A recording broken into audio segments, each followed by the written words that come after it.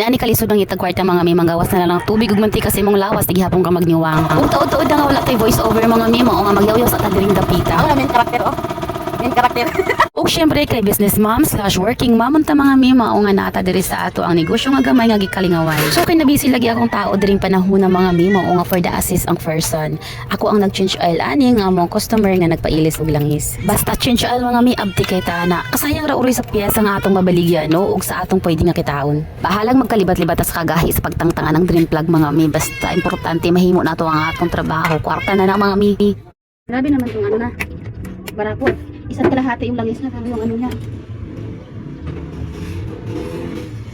Yung langis na kaunti na lang.